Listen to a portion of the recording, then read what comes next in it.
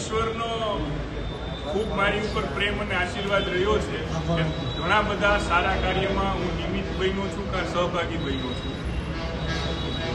જે ગઈકાલે નોટિસની વાત જાણવામાં આવી છે એમાં પણ મને એવું લાગે છે કે હું એક સારા કાર્યમાં નિમિત્ત બન્યો છું કે જીપીએમસી એક્ટનું સ્પષ્ટ અર્થઘટન થઈ જશે.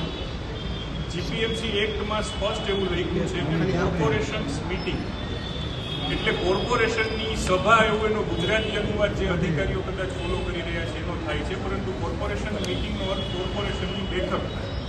કોર્પોરેશનની બેઠકમાં સ્ટેન્ડિંગ સમિતિ પણ આવી જાય અને સામાન્ય જે કોઈ સમિતિઓ કોર્પોરેશન દ્વારા રચિત છે બધી આવી છે. અને હું સ્ટેન્ડિંગ કમિટીની મિટિંગોમાં હાજર જ રહ્યો છું.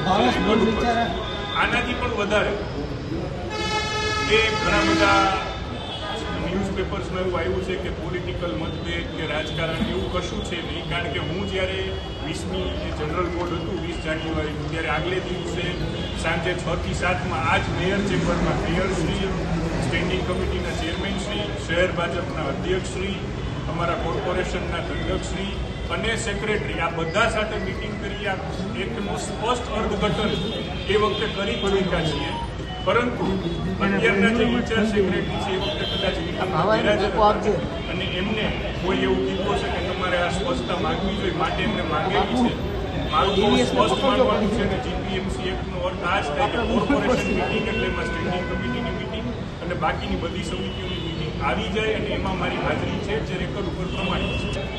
પોતાની સેફ સાઇડ માટે માગ્યો હશે, કારણ કે એમને કોઈ એવી સલાહ આપી હશે જે મારી ધ્યાનમાં આવ્યું છે કે સેક્રેટરીની ફરજ છે કે એમને કમિશનરને લખવો જોઈએ. આવું સારી રીતે હું સમજી લઉં છું.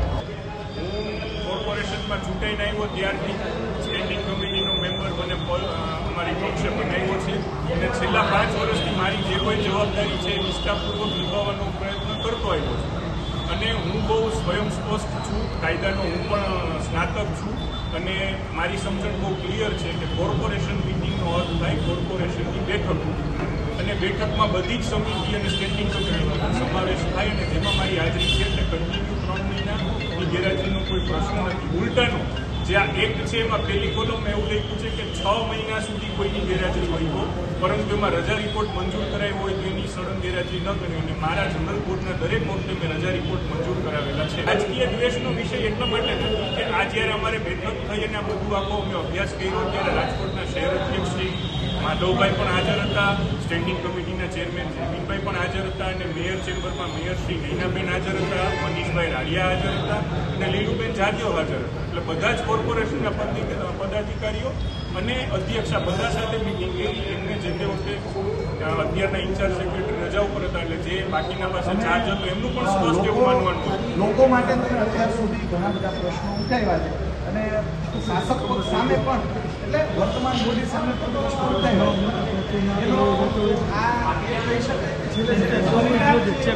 મેસેજ પાસ કરવાની વાત છે કે સામે બોલવાનું થતું નથી.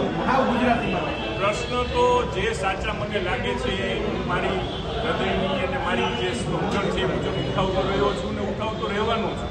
અને એમાં કોઈ શાસક પક્ષ કે વિરોધ પક્ષનો વિષય નથી. લોકોના હિતની વાત જ્યારે હોય છે ત્યારે બધા પક્ષોને સહમત જ થવું હોય છે અને ભારતીય જનતા પાર્ટીની વિચારસરણી હંમેશા લોકો માટેની જ રહી છે. એટલે આમાં કોઈ રાજકીય કાવા દાવા હોય એવું મને લાગી રહ્યું નથી. કાયદાના સ્નાતક છો એવી રીતે સેક્રેટરી હોય છે તો એના વિશે પણ આ બધું એને ખ્યાલ જ હોય, કોઈના ઈશારે થયું હોય. સેક્રેટરી અત્યારે ઇન્ચાર્જ છે.